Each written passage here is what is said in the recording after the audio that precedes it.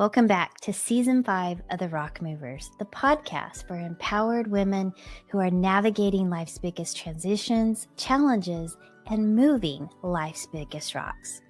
I'm your host, Karen Gray, and I can't wait for us to get started with today's guest and episode. Are you ready? Let's move some rocks.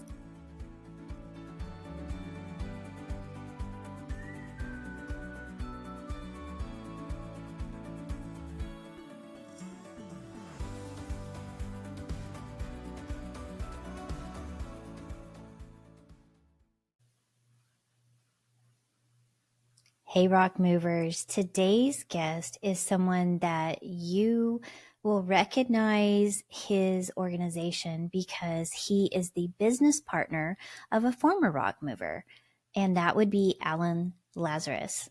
Today's guest is Kevin Palmieri. He is the CSO of Next Level University. He's also the host of their podcast, which is a global top 100 self-improvement podcast with more than 1,800 episodes, reaching over 1 million views in more than 170 countries.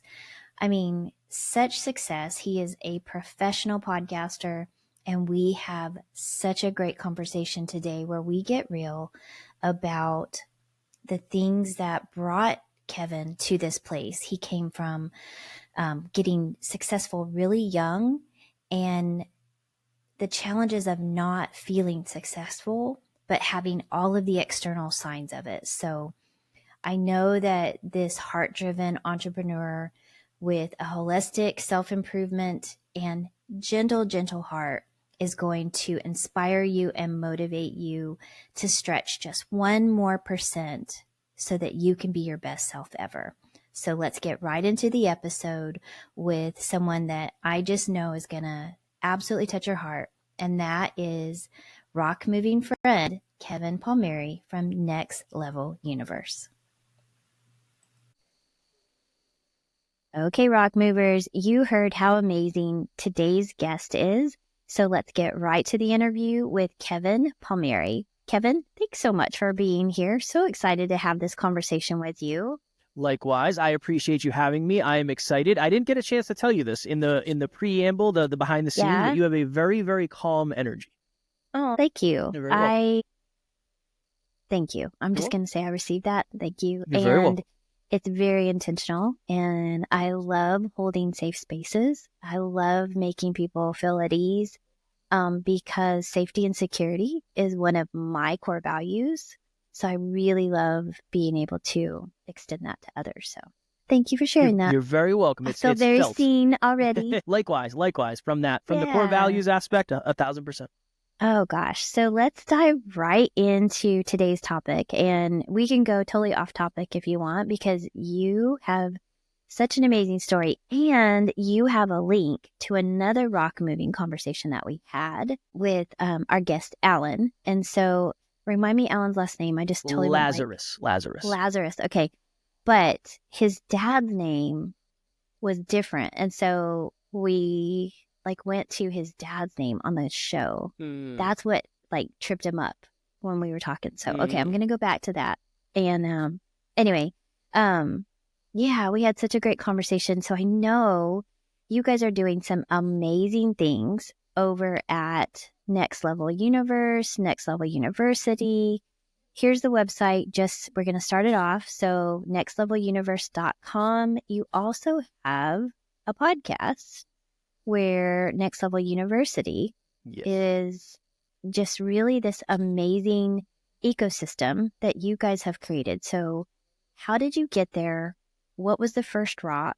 And take us through that. Yeah, mostly pain and suffering is how we got there, if I'm being honest. Yeah, those are the rocks, aren't they? That's a big piece of it. It's always interesting because I believe one of the most common misconceptions is people see where somebody is today and they assume they've been there forever, and they see where they are today and they assume that's where they're going to be stuck forever. And I am not an entrepreneur by trade. I am not a natural entrepreneur. I never thought I was going to be a business owner. All of this is very much a surprise to me, a pleasant surprise, but a surprise nonetheless. Okay. real quick, I was raised by my mom and my grandmother. Didn't know my dad. I didn't meet my dad until I was 27. Obviously, that played a role in my life, and it still plays a role in my life to some degree, I'm sure. Mm-hmm. Lower middle class, didn't have a lot of money. We talked often about how we were going to pay rent. That was a piece of it. But the thing that I had pretty early on is I knew I didn't want to go to college. Okay. Just didn't like school, and I could not imagine going to another 4 years of school after high school. So I got a job at the local gas station. And that was my first big boy job, Karen. I pumped gas 5 days a week from 6 a.m. till 2 p.m. Great hours. Now, where are you at in the world? At the time, I lived in Massachusetts. Okay. I live in New Hampshire now, so pretty close. Okay. Yes. So not everybody has places where people pump their gas. So they're like, what is that? Like, yeah. I don't even know what that thing is. But it's there are parts of the state. Yeah, it's a lost thing or now. Parts of the world. Mm-hmm. New Jersey, I think, is one of the states where somebody has to do it. Massachusetts, I guess some Oregon people can. Also, Oregon too. Yeah, you can't pump your own gas in Oregon. See? I've never been to Oregon. That'll go on the list. The list of places. There you go. Yeah, it's a beautiful state. Well, luckily, in Massachusetts, there was a place where they allowed you to pump other people's gas, and that was my first big boy job.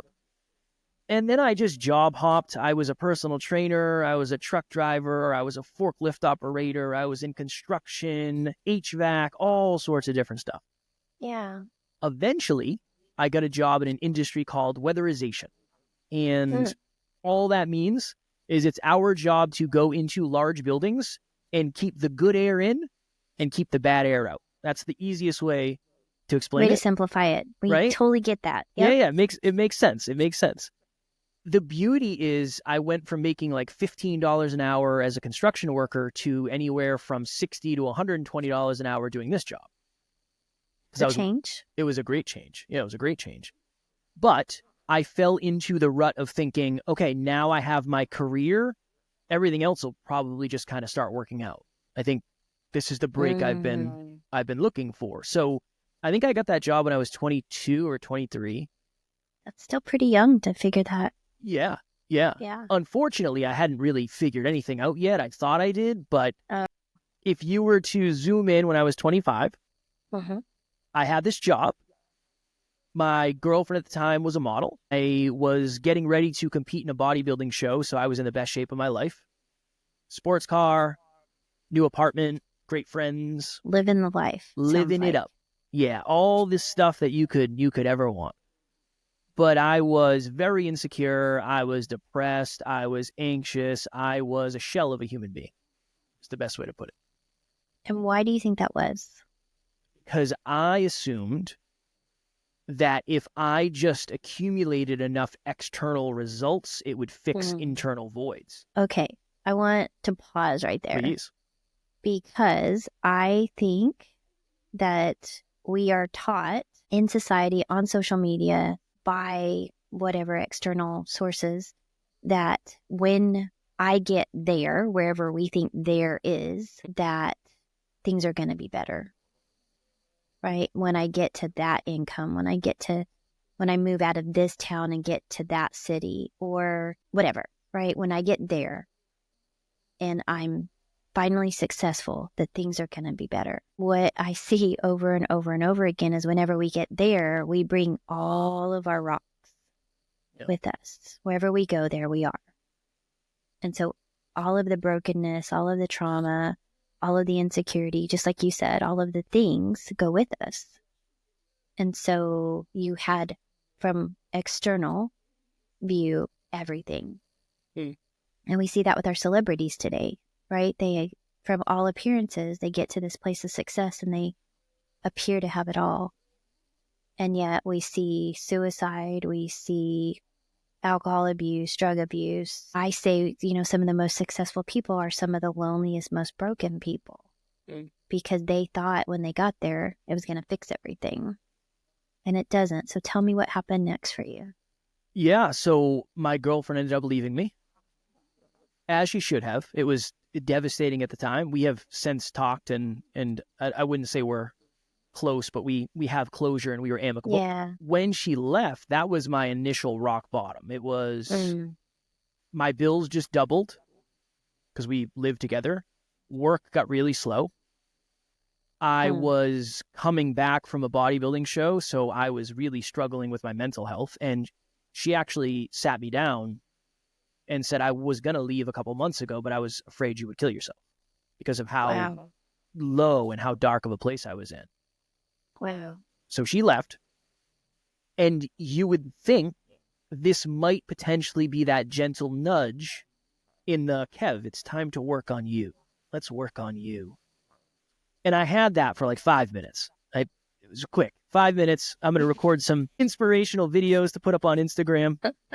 I remember I put one up. It was, I never lose, I always learn, or something like that. It's like, okay, that looks cool on Instagram. We'll do that. But I remember going to bed alone, being all alone, super lonely. And I remember saying, this is the year that I'm going to make the most money I've ever made my entire life, because I think I just haven't made enough yet. I need to make more. So the next year started. I got a promotion at my company. It's all working. It's all aligning like I wanted it to. Yeah. And then I proceeded to spend the next 10 months living on the road, because all of our contracts were in other states up and down the East Coast of the U.S. Get to the end of the year, open up the final pay stub. I made $100,000 at 26 with no college degree, which genuinely was a dream come true. But I had another one of those moments where I realized that for most of my life, and especially that prior year, I had lived unconsciously. I don't know why I'm doing any of the things I'm doing. I am just chasing things that I think are going to bring me stuff that they never do. Wow. That was a very heavy realization. And the opposite of unconscious is hyperconscious. Yeah. So you flipped. So I flipped and I started a podcast, as any young man would do in 2017. I started a podcast called the Hyperconscious Podcast, and it became my goal to know as much as humanly possible about myself, so I never fell into that rut again. Okay. That became the mission. Fell in love with podcasting. As I'm falling out of love with my job, I've already reached the pinnacle of what I'm going to achieve, but I know that's not the result that I actually desire. But as you know, Karen, in the beginning, there's not exactly a line of people out the door saying, this podcast idea is great. How much money do you need to do this full time? What would be a good round amount for you? Yeah. It wasn't happening. They weren't waiting? Like, what the heck? Unfortunately not. No, I wish they were. Wow. Would have made the story a lot better, for sure, if they were. It would have made it so much more unbelievable. How about that one? It would have been easier too, I'm sure. But yeah, nobody was waiting. So I had to keep going to this job. And for me, going to this job involved packing a suitcase and essentially living in a hotel Sunday, Monday, Tuesday, Wednesday, Thursday, Friday, and then being home for one day a week just on repeat. That essentially was my life. Living out of a suitcase? Living out of a suitcase, yeah. So I started calling out of work. I started leaving the job site early, showing up late, all that happy jazz. I went from being a very good employee to a not so good employee pretty quick. And that eventually led to me sitting on the edge of a bed contemplating suicide, because I just felt so stuck. I felt so trapped. I think the best way to explain it is, for most of my life, I did not think I was going to be successful. I am now playing with house money, and I am more successful than I ever thought I was going to be. And I cannot imagine a world where I leave this job and somehow accumulate more success than this. I cannot imagine that ever happening. So in my mind, if I just take my life, I will take all my problems with me. And here I am sitting on the edge of a hotel bed 6 hours away from anybody who cares about me, just going through it. Luckily, reached out to Alan. And at the time, Alan was a really good friend of mine. He was actually the first guest on the Hyperconscious podcast. So it kind of goes full circle. And he gave me some really good advice that day. He said, Kev, over the last couple of years, your awareness, hyperconscious, has changed a ton, but your environments have remained the same. I think it's time for you to change your environment. So that became the permission and the belief and the awareness that I needed that day to make a different decision. And then it also became kind of a light at the end of the tunnel. So I ended up leaving that job 2 or 3 months later. And then him and I partnered up. And then I've been doing this podcasting thing full time with him since 2018. So that's kind of, and then it got worse somehow. When I left my job, everything got harder, which I'm happy to dive into. But that's kind of how we got into where we're at. And it's been a heck of a learning experience for sure. Yeah. So what would you say? I mean, obviously starting a podcast it's simple, but it's not easy. Mm. We can make it as difficult as we choose to. But what has been the greatest lesson through all of this that you believe is that defining rock that you've moved out of the bag and now you're using to help other people? I would say that just admitting my insecurity, How so? In what way? admitting them to myself, admitting them to others, and then just admitting them publicly. Okay. And how is that helping others, or how are you helping others do the same? I feel like when somebody says something that's on their mind, that's on your mind, you immediately connect more with that person, and everything that they did becomes a little bit more possible. Yeah. So I remember, Karen, when I first got into self-improvement, I would listen to these people, and it was predominantly men that I was listening to, and you could tell that they just had Allen belief. It was just, you don't know what it's like to have self-doubt. You've never had it. You have no idea what I'm going through. You don't know what it's like to have imposter syndrome. You don't know what it's like to not think you're smart enough or good enough. Yeah. That is why I think vulnerability and authenticity is so important, because it doesn't really matter what I've accomplished if you don't think you can do it too. Yeah. And if you know I don't struggle with any of the stuff that you struggle with, you probably also know I can't help you at all. So I'm trying to, if I'm going to walk my talk when it comes to the habits I track and podcasting and all that, I want to walk my talk with the stuff that I struggle with too, because I think as much as our success can connect us, success in quotes for those listening, I also think our struggles can connect us. So that's really how I'm trying to do it now. And I'm also trying to create, and this is why I complimented you specifically about this in the beginning, I'm trying to create a safe space within, whether it's our podcast or all the communities we have, where people can just be themselves. Because I think being yourself is one of the hardest things in the world. Because when you pretend to be somebody else and somebody comments on it, you can say, well, that wasn't me anyway, so I'm not going to take that personally. I love the flip there, because I was about to be like, I was going to argue that point, but I love how you just did it, because that is so true. It is it's a mask that we can wear. And then it's like, well, of course, right? It justifies everything. So, okay. Can't argue that one. We talked about it on an episode the other day. It's like, imagine if I gave you a piece of art and I said, this is for you, Karen. And you were not a nice person in this example. And you said, this is the worst piece of crap I've ever seen in my entire life. Two ways. I say, oh, I worked really hard and that hurts. I'm sorry you don't like it. You can even hear my voice, how much pain that would create. Or the second one is, I know it sucks, doesn't it? I was just kidding. It took like 5 minutes. I was just messing around. Yeah. I'm just distancing myself from all vulnerability and feelings.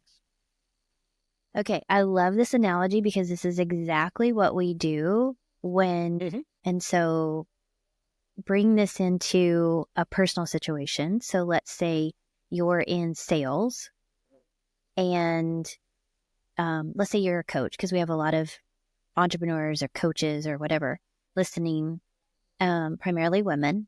And so what I see them do is, I say them, what I've done as well, is we stay super busy, don't get seen, right? Because if we're not seen, then people can't judge. And then I can say, well, I don't have anybody taking my offers. Nobody's buying. I don't have any clients. Well, I haven't made any offers. I'm hiding. Therefore, nobody can say no. And yet I can sit here and complain about it. Do you see this like in the coaching things that y'all do, like this vicious circle of, faking pretense that I'm putting stuff out there when I'm really just masking and hiding in the rock? It's very interesting. Underneath the rock, like crawling underneath it like a turtle. Yeah. It's very interesting, because I have said this to clients before. For some reason, and I'm grateful. I don't mean for some reason in a bad way. I tend to attract female clients who are just unreasonably humble and the most heart-driven humans you will ever meet in your entire life, but they never ask. They don't ask for what it is that they want. And I think a big piece of it is the fear of success. So very much what you're talking about. It's unfortunately the most humble, heart-driven humans are often the ones that are taken advantage of. And they don't ever want to be the type of person that comes across as trying to take advantage of somebody else. And that becomes this vicious cycle of you're not going to be able to win and then do good because it becomes this cycle. So I've said this many times. Oftentimes, all I'm doing with clients is I'm getting them to ask for what they actually are deserving of. That's one piece. And I'm telling them that sales is actually help for them. Just take the SALES or sale and then just change that with HELP. And that's all you're doing. And you deserve to get paid for it. But I thought it was all about fear of failure. I thought everybody had a fear of failure or you were successful. Ellen revealed to me that there are some people that have the fear of success. And I never knew that was a thing until 5 years ago. Yeah. And I loved his story when he shared it because it was so different than mine. It really allowed me to see, like, you know, there's really people who never not ever feeling not confident is a thing. Like, what? Are you even human? Like, what the heck? But it's hilarious because I assume everybody's confident but me. But then, you know, you see this where that's not the case. And I also see something that has been my journey, and tell me what your thoughts are on this. I wasn't afraid of failing. I was afraid of what that failure would mean about the fears that I had convinced myself of. So if I'm not perfect, which, haha, that's funny to even expect that, first off. But if I'm not a certain way that people expect me to be, they're going to abandon me, right? So my core fear was abandonment, not failure. Failure was a block of that. But if they abandon me, then that confirms I'm not valuable, I'm not worthy, which is why I was given up for adoption to begin with, right? Obviously, I wasn't valuable or they would have kept me. So the story that I built around that created this lifelong people-pleasing, overachieving, trying to make everybody happy so that they wouldn't leave me situation. And what it came down to was this tremendous amount of shame in this, what felt like public humiliation that I had been abandoned.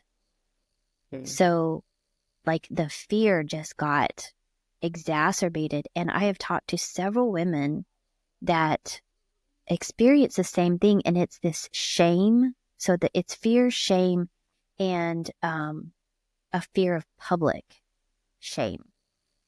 I had someone tell me that is tied to a DNA epigenetic link to back in the day when women were tried as witches for trying to help people. Have you ever heard that? I've never heard of the epigenetic part of it. No. So there's a DNA link to someone, and they call it a witch wound, where someone in your lineage, and I'm getting like really woo-woo. This is, I know, so crazy, but if you think about it, it makes sense. Women used herbs to, you know, help with childbirth or pain, or, you know, when someone was sick, they would get herbs, and that's how they took care of things in certain, like my family came from Ireland, so they lived in the Highlands or wherever. And they had to live off the land, and so they used herbs to heal. And when the Christian or the Protestants came in and tried to convert in an effort to control, they called these people witches. And so they would be accused of witchcraft when they were just like naturist or whatever. Anyway, so there's this lineage of being like burned at the stake. There's fear of being burned and shamed at publicly. Yeah. And when I heard that, I was like, oh my gosh, that doesn't make any sense, yet it makes so much sense at the same time. This fear of being brought out into the public, there is a point to my rambling. The fear of being brought out in public and humiliated and having your shame for everyone to see. And when I heard that, it like shined a spotlight on my shame, which was, being given up and abandoned and adopted. And when you bring something into the light and you talk about it, it's like you take away the power that it has over you. And so when you're talking about feeling vulnerable and struggling with this insecurity, it's like, oh, okay, now I control the narrative. You control the narrative. And when we control the narrative, we can also control how it impacts us. And I feel like that's how we take our power back.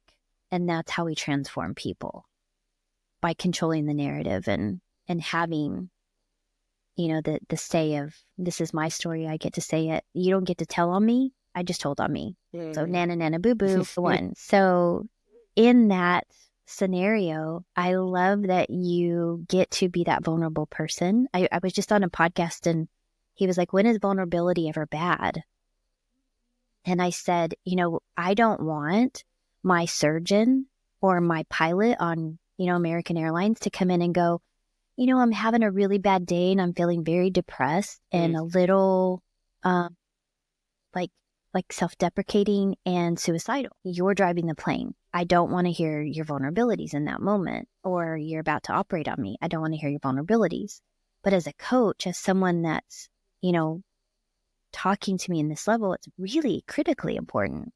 Yep. So I think it's those people, like the pilots and the people who are leading the charge, our nation, or, a company, like your employees probably need to see strength and vulnerability, but they need to know you're in control. They need to know you got them. They're safe. And so how do we, in this space, do both for people? One other place I would say vulnerability is dangerous is when it's still an open wound, not a scab. So true. Right? Yeah, thanks for bringing that up. That's so true. If you haven't done the healing, if you're not healed, then it's perpetuating. Yeah. It's almost not vulnerability. It's almost you're just digging more at that point. It's a very challenging question because our team, we're very strange in the way we lead our team. The majority of our team are women. Okay. And I cannot, if you said, Kev, I'll give you $1 million if you can give me the exact number of how many times you have cried on a team call, I'd ballpark it at 12. I'm just throwing a number out there. Ellen, probably the same amount. Another member of the team, at least 12.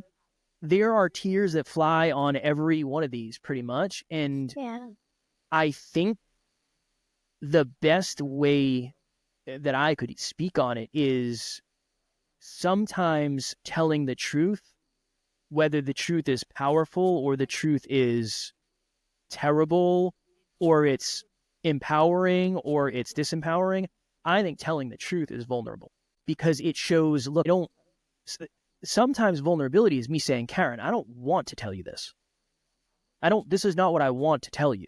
Are you sure you want me to tell you what you're asking me to tell you? Because I don't want to do it because it scares me because I think you're going to villainize me because you're going to think I don't like you. And that's not true. That's vulnerable as much as me saying, I'm a little bit nervous that XY is going to happen. So redefining what vulnerability actually means. My vulnerable is me saying I'm not smart enough. Alan's vulnerable is him saying he's afraid he's going to be the smartest person in the room. Many people won't empathize with that. What a tough problem to have. But that's his experience. Right. So if anything, it's still valid. Like, valid.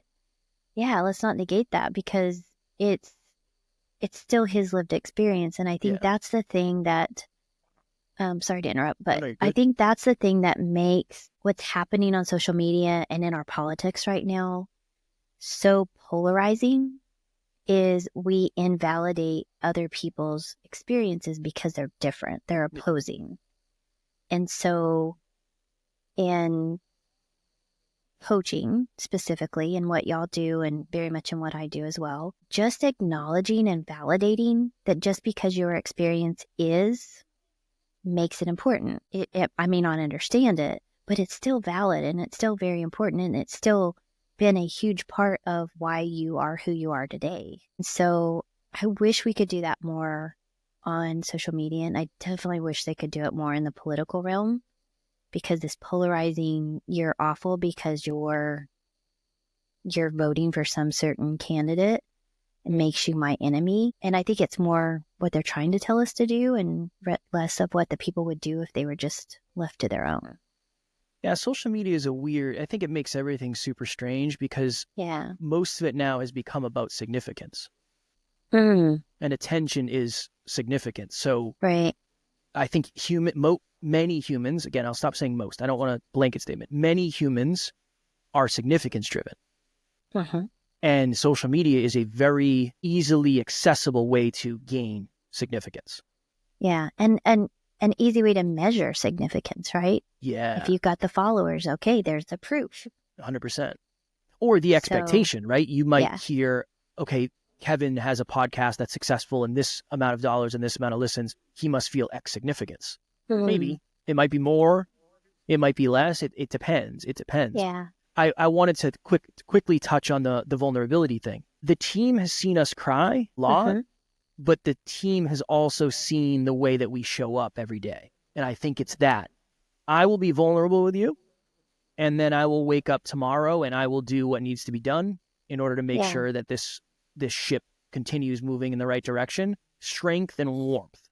And the other thing is, behind the scenes, there's a lot more strength than maybe in front of the scenes. Sure. So I Which think is why the ship stays upright. Hopefully. That's the goal. That's the goal. If we're doing it right, the ship is upright, sailing in a positive direction. So in your experience, what do you feel like is the most impact, the biggest rock that has had a definition of your purpose, I guess? Let me reframe that, because that was really culminated. So in this journey of vulnerability, and I'll edit all that out, in this journey of vulnerability and you discovering there's power in that vulnerability, and you've stepped into this podcast and the Next Level Universe with Alan, where is your purpose in that being just absolutely lived 100% or at fullest capacity? Is it in sharing the messages and the coaching and all of the above? Like, how are you living out that calling these days? I just think of it as how I show up as the type of person that would help the old Kev. I want to be the type of person that I needed when I was struggling. Somebody asked me recently, Karen, and it's a great question. It just doesn't work with me because my answer's strange. What is the legacy you hope to leave? I don't think that way. Most of your audience has never heard of me. This is the first time you and I have the pleasure of meeting face to face. My legacy is however much time you and I have together. And you and I, after that, may never speak again. I hope that's not the case, but it may happen. And your audience may never hear from me again. I have whatever time you and I have together today to do my thing, to be the type of person that I needed when I was at my lowest point. And then I go to my next meeting and I do the same thing. And if I do that every single day for the rest of my life, not just on interviews, but at the supermarket, at the restaurant, at the gym, with my family, then I'm living directly in alignment with what I believe my purpose is. And I think I can have the impact that I want to have based on that. So wouldn't that also then equate to that's your legacy? Yeah, but it's almost like the macro legacy is made up of a bunch of micro legacies. Yes. So I would say yes. Yeah. So it could be yes and. Yes and. Right? I love living in the land of yes and. I grew up living in the land of but. Like, I want to do that, but I can't. I want to have that car, but I don't have the money. Right? So now, and my kids say it now, my husband says it now. Okay, yes, and this, because, how can I have that car? How can I have this legacy? How can I serve the Kev that needed me back then and the Kev that's going to need me in 5 years? The Kev that needs me today. How can I live in that? Hearing what you've shared, I feel like that's a no-brainer. You're doing that. I appreciate it. By the conversations and how you're showing up here. So for my listeners that don't know you, what is the one thing you would like to be known for beyond being that person, that the people behind you that are walking on these rocks that you've taken out of your bag and laid down on the ground, and they're following your path, and all the breadcrumbs that you're leaving, they're being impacted. But what are they going to know you for? I want them to know me for doing the right thing, even when it's hard, doing the thing that's best for them. Being safe, I think, is, protecting them, even though at times I will have to give them a truth that probably seems like I'm not trying to protect them, but I am. It's the dichotomy of those things. I've always been very protective of the people I care about. Always, always, always. Our community, if you're going to come at somebody, it better be me. It better not be a member of the community. You can come at me. Don't please leave the community alone. That's just the way I'm wired. And especially with a community that has a lot of women in it that have been taken advantage of by men. That's not going to happen. That will not happen in our community. I refuse. So there's like that's like the vulnerable but strong side, is like I get very angry thinking about that, but it's all from a place of love, and I just don't want to see that happen to anybody, right? Yeah. So sounds like you have a really hard justice line. Yeah. Yeah, I can really relate to that. I am definitely an advocate for those who can't defend themselves. That came, I think, from many things in my life. One, having a special needs son, seeing the vulnerable of our society, the most vulnerable, and not having a voice, or, being taken advantage of. And then having a son who, my oldest son is in a drug addiction, in and out of drug addiction recovery. And so just seeing those vulnerable in our population being misled and just stuff like that's happened, I just have a really hard justice line and vulnerability. I don't know. I can relate to that so much. Let me just leave it there. But okay. So also, when you said that, I remember something that Alan said on his podcast interview with me, that I don't remember exactly how he put it, but when you said that you were like this really protective, that's exactly who I expected you to show up as, because that was the message that he gave me on who you were to him. Like, you were this, I don't want to call it a watchdog, but like you were the one that he always knew would have his back and the community's back. Like, you were that protector of the brand. And so that's exactly how I expected you to show up. And I love that you said that was important to you, because that's who your community sees you as. That means more to me than probably anything else, honestly. And it's been it's hard. It's hard. Alan, I don't know if I've ever met a human being who's tried to help as many people as Alan has, including myself. He's just more capable than I am. That's just the truth. Who has been villainized more than he has. It's this weird thing. That's why the empathy is so important, because I think people assume tall, blonde hair, blue-eyed, great college degree, made a lot of money, must have it all. Well, that's not the truth. And I think I just know behind the scenes. I think, and you're a coach, you understand, when you are given the responsibility to see behind the scenes into so many people's lives, you see all of the amazing stuff, and you see a lot of the dark stuff that nobody else gets to see. And then you start to, the naivete goes away quickly when you realize how heavy life is. And that's just, now I know. And once you know, you don't put it back in the box. You can't unknow. Yeah. Yeah, you can't unknow it. And I think one of the things that's been so eye-opening because I have been very fortunate to see behind the scenes of some of my, they say don't meet your heroes for a reason, because oftentimes you have expectations and they're human. And so you get to see the human side of them. Their humanity is often very underwhelming and really disappointing. But then it's like, oh, okay, let's normalize what a hero really is. It's someone who is a human and shows up in big ways for a lot of people with a lot of expectations. But I've also been just so pleasantly surprised when the people you think are integrous, you think thing, and you get behind the scenes and you get to see them doing that. No one else is watching, right? And you see them do the right thing. Cost them big because they're doing the right thing. And you're like, yes, you are exactly who I thought you were. And that is so relieving.